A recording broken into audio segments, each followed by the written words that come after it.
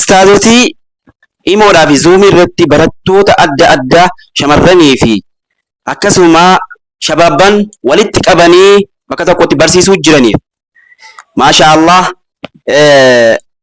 aappii ajaa'ibaa isaan ittiin maqaa yaammatan akkasuma barattoota isaanii ittiin attendi godhan aappii waa hunda of keessatti qabadhee dhuuf beetiin jira jechuudha. Kan isaan akkasittiin maqaa ittiin yaamanu jechuudha. Akkasitti maqaa ittiin yaamu jechuudha. Ka X ta'e X, ka raayitii ta'e raayitii akkasittiin ittiin godhanu. Ka waliigalaas ka isaan ammallee ittiin godhanu. Akkasitti eegga raayitii goonee kaanii tootaalii nama hangamtu dhufee hangamtu hafee ilaaluu dandeenya jechuudha. Kunoo akkasitti namni dhufe pireezentii kan eeyyamaanaa fi absent excluded kan eeyyamaan aappiin kun waa hedduu of keessaa qaba jechuudha. Aappiin kun waa hedduu of keessaa qaba. Fakkeenyaaf damee markadoota adda addaa akkasuma majmuu'aan adda addaadhaa itti ammallee atteendi wal gochuu danda'a jechuudha. Majmuu'aan adda addaadhaa ittiin atteendi wal gochuu danda'a. Fakkeenyaaf markadni kee damee adda addaa yoo qabaatee damee adda addaa sana akkaataa itti ati barattoota kee arreenji gootu jechuudha.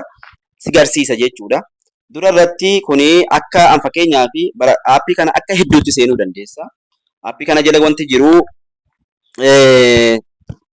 fakkeenyaaf markadni kiyya damee 4 qaba.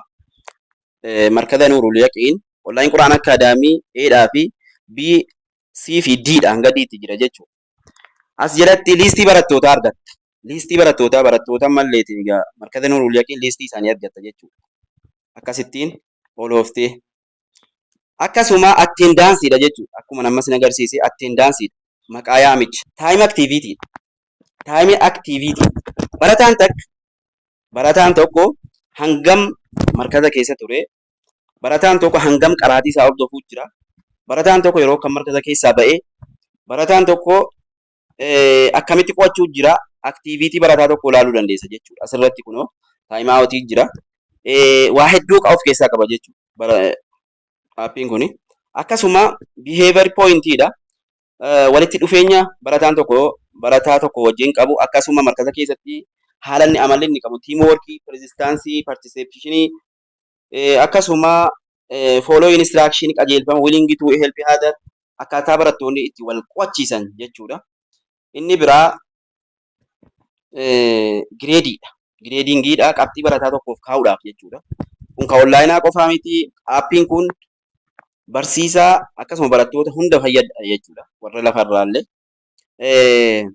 Barataa tokkoof daily homework waan guyyaa kana ammalleetiin activity isa waan guyyaa kana qabxiin argate jechuudha. Daily homework hojii daree quiizii akkasuma kilaasii fi term projectii kan inni bulchee fidu jechuudha. Kan as keessatti qabuu fi dandeenya jechuudha. Walumaa galatti aappiin kun faayidaa guddoo qaba. Egaa asirratti akkuma arguu jirtan karaa afuriin seenna. Aappii kana istuudentii seenuu dandeessa akkasuma gaardiyaaniidha.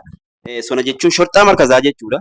Akkasuma barsiisaa ustaada tiichariidha. Akkasuma adiministireeteriidha. Waliigala yookaan bulchiinsa waliigala markazaa jechuudha. Akkasii aappii kana buufachuudhaaf yuutuubii keenya jala seenuudhaan hordoftanii buufachuu dandeessu jechuudha. Kutaa lammaffaasaa qabadheen dhufa. Inshaallah kana like, share, copy link gochuu akka hin dagannee isiniin jenna.